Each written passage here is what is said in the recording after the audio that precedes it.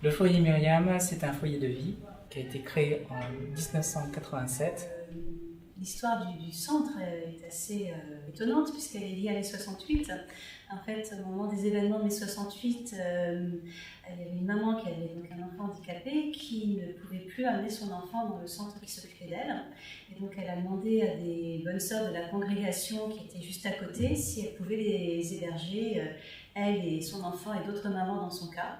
Et c'est comme ça qu'elles se sont regroupées pendant quelques jours. Et puis de ce regroupement, de cette entente, est née en fait l'idée de faire un centre qui aujourd'hui est devenu une association, même plusieurs associations qui sont regroupées entre elles. Donc voilà, c'est une naissance très pragmatique. Ce foyer de vie est composé d'une trentaine d'encadrements sur l'accompagnement, c'est-à-dire que c'est un lieu de vie pour nos résidents. On accueille du handicap mental léger. L'ensemble de nos résidents parlent, communiquent. Donc de ce fait, le dialogue avec les professionnels se passe relativement bien.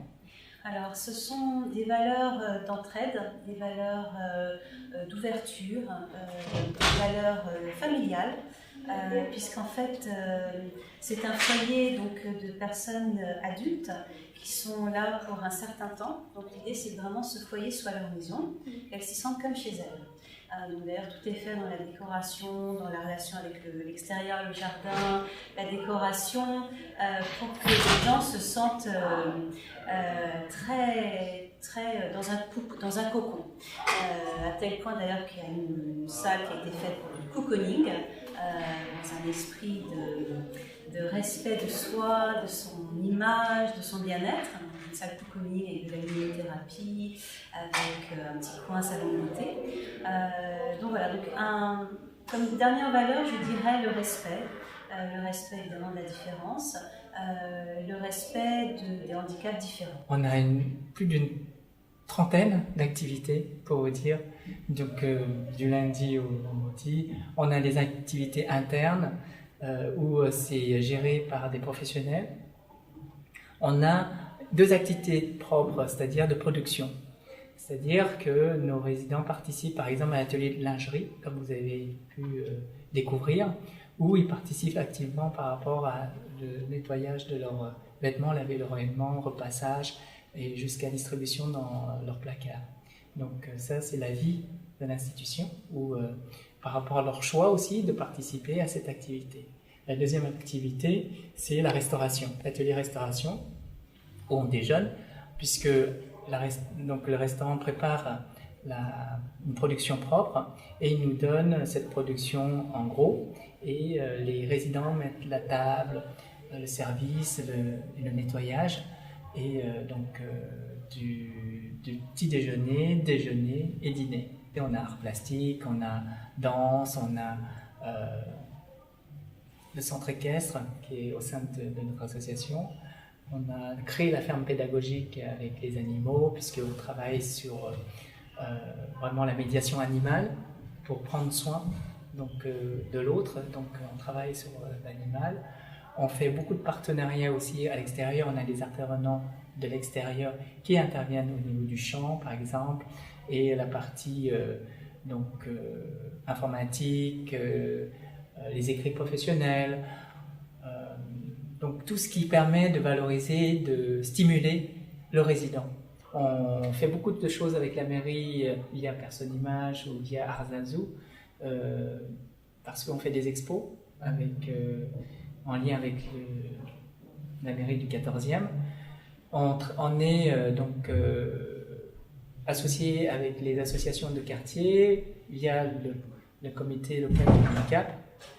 On a aussi le SICA. On essaye vraiment de travailler sur l'arrondissement et sur les partenaires qu'on a au sein du quartier, l'arrondissement. Par ailleurs, c'est un centre essentiellement fait de familles qui sont donc aidées par des structures publiques. Donc il faut trouver le bon équilibre effectivement entre ces différentes structures, c'est-à-dire qu'ici c'est une équipe pédagogique soudée, ce sont des résidents qui se connaissent bien, Donc il faut respecter cette façon de faire qui est très propre à ce lieu. Donc c'est un lieu ouvert, mais c'est pas ouvert non plus à tous les vents, c'est-à-dire qu'il faut que tout le monde puisse bien vivre ensemble, parce qu'il s'agit vraiment de vivre ensemble, au-delà de travailler ensemble. Donc c'est un dialogue, il faut vraiment savoir écouter, savoir partager les bonnes pratiques, être à l'écoute des parents, parce que chaque enfant a ses propres besoins. C'est vrai qu'on parle de handicap, en général il y a plusieurs sortes de handicap, avec des besoins différents, des expériences différentes. Donc je pense qu'il faut rester très pragmatique, très à l'écoute. Voilà, donc ce que je souhaite, c'est qu'on puisse être plus dans le partage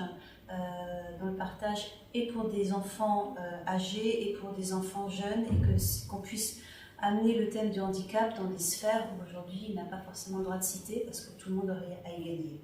Donc on est très, très ouvert.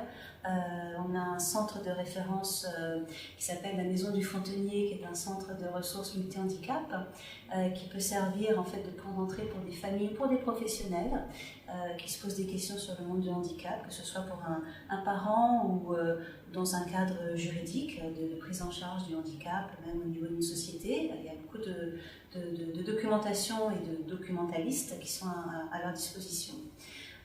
Donc on est vraiment dans cette démarche de partager cette expérience qui est riche, et on me demande qu'une chose, c'est qu'elle ne se perde pas, voilà, qu'elle puisse au contraire faire école. Alors ce que je souhaite dire aussi sur le centre Myriam, c'est qu'une de ses forces, c'est qu'il est basé à Paris. Donc il est dans un lieu extraordinaire, mais il est surtout dans la ville. Et ça, c'est quelque chose qui manque à Paris cruellement pour les familles qui sont souvent obligées d'expatrier leurs enfants, soit en province, loin de chez elles, soit à l'étranger, parce qu'elles ne trouvent pas de structure adaptée. Il y a environ 6 000 enfants autistes aujourd'hui qui sont en Belgique, 6 000 autistes français qui sont en Belgique, ce qui veut dire des déplacements, ce qui veut dire des familles éclatées. Donc ce que je souhaiterais, c'est pouvoir aider à faire en sorte qu'il y ait plus de centres de ce type à Paris, c'est-à-dire des centres petites structures, bien insérées dans la ville. C'est-à-dire que le centre Myriam vit avec beaucoup d'associations, des associations artistiques, des associations de tout ordre. Ça donne un tissu social urbain dense. Tout le monde en bénéficie, que ce soit évidemment les résidents, les familles, mais aussi les professionnels qui vivent du coup dans un cadre très riche. Sans parler de la vie de quartier qui s'en trouve également enrichie, parce que tout le monde y gagne. Donc c'est vraiment là que j'aimerais que les choses puissent avancer. Je pense qu'il y a une formidable énergie de la part des familles, des associations. Cette énergie parfois se dilue parce qu'il y a trop de choses à faire.